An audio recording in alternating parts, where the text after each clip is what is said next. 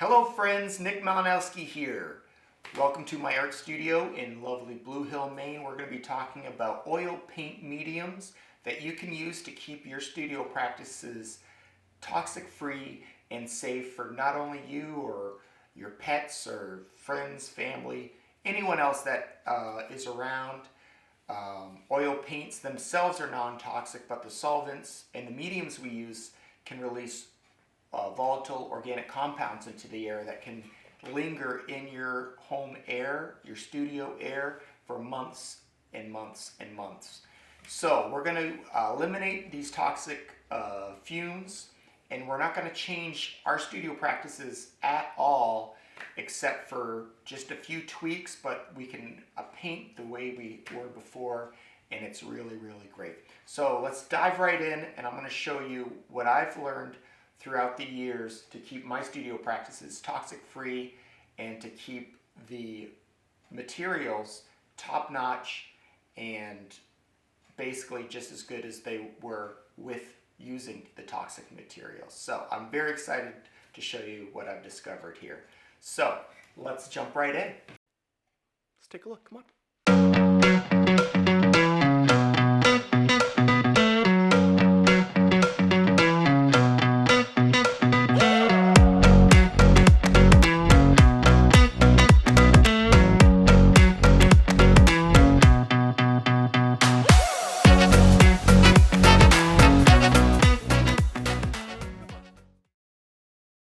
So let's just talk about right now the most traditional, simplest medium there is, and that is refined linseed oil. And that's what I just poured out on the palette right here.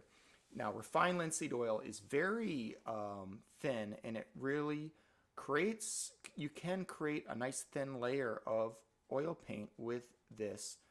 And I know lots of people who just use refined linseed oil as the medium. It's completely toxic free. It's made with flaxseed. And as you can see, it thins out the paint fine. The problem I find with it is there's no hardening agent. There's no resin in it. So it takes usually like a week for a layer that thin to dry. And you can also see that it dilutes the opacity of the color, and it makes it less vibrant. Now let's talk about another medium that I've used, just straight stand oil. And stand oil is a linseed oil that is, the process of making it is a little different. I think they put it out in the sun to thicken it, and you can see it's like honey, and it's very viscous. The viscosity is creates a pull, so you can see that it really makes the colors very vibrant. You can really see the difference here in this yellow. The sheen and the vibrancy of the yellow is absolutely stunning, and I love using stand oil. It is such a, and you can see the difference in color between the refined and the stand oil there. And you can thin out the stand oil and the linseed oil with a thinner or a solvent, and that's what I'm going to talk about now. That's the trickiest thing, because you don't want to use turpentine or mineral or odorless mineral spirits because of the fumes. Now, what I just poured out here is a solvent that works just like turpentine. It's a little more expensive, but it's toxic free, and it's called oil spike of lavender. And you can see you can use it, the paint, so thinly that you can splatter drips like that with it, just like turpentine. These are great for initial washes that you use. As a drawing, you can draw with oil paints this way.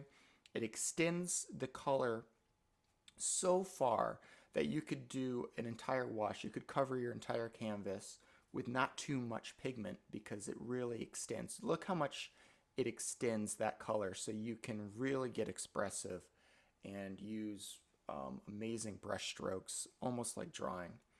So this is the resin. It's called Damar varnish, and it is what creates a hardening agent. You can use it at the end to varnish your painting, but you can also use it in a medium as you paint to quicken the drying time of the oils, as well as create a nice hard film that gives it a little more gloss as well.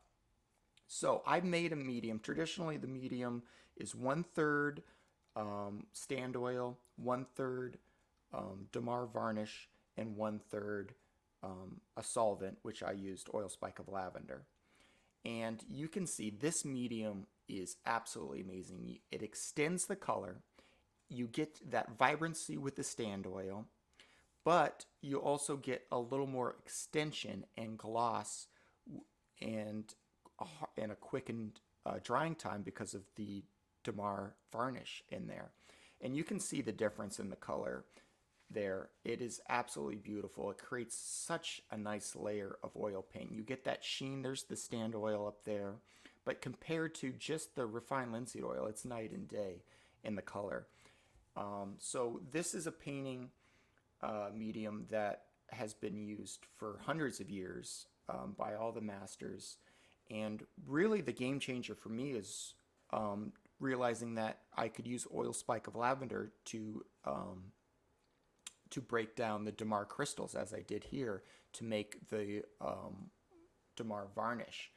And that was huge because traditionally you use turpentine to break down the crystals to make a varnish. But because you can use oil spike of lavender, it's toxic free and it smells like lavender. It smells actually really good. And so by using this, you can use this as a varnish, or you can use it in your mediums to make a really, really great traditional 1/3, 1/3, 1/3 medium. And this is something that I found too. It's called lavender grassi. It is a different plant than lavender. It's in the family of lavender, but it's much cheaper. So that big bottle of lavender grassi that I got there is the same price as a little bottle of oil spike of lavender. It's works just as good, so I really recommend getting that. You can get it, I'll put a link in there. You can get it at the Art Tree House. That's the only place I found it. So you can see I've pretty much finished all these paintings by using these mediums.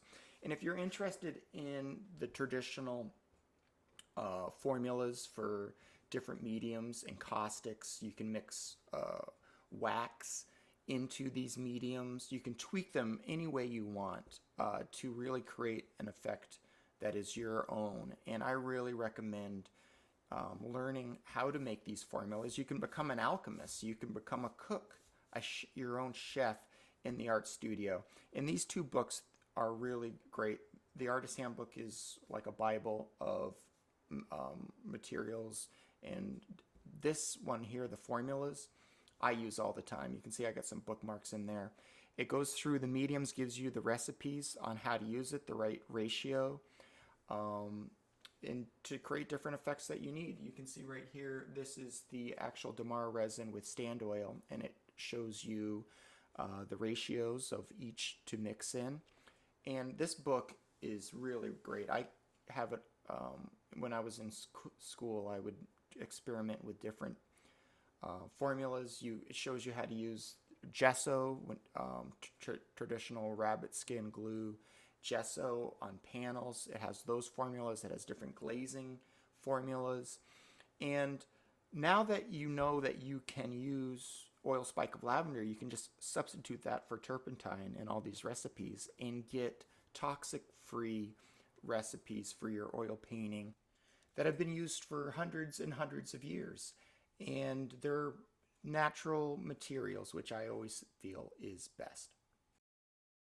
And if you're like me, anytime that you can kind of be in the process with the materials, it just increases your bond with the art. So I really suggest you find the oil spike of lavender, get some Damar crystals. It's really, really fun to make your own varnish.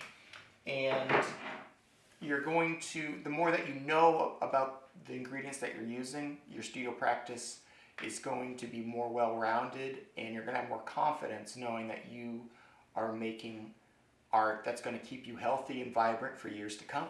So thanks again for watching, and I'll catch you next time.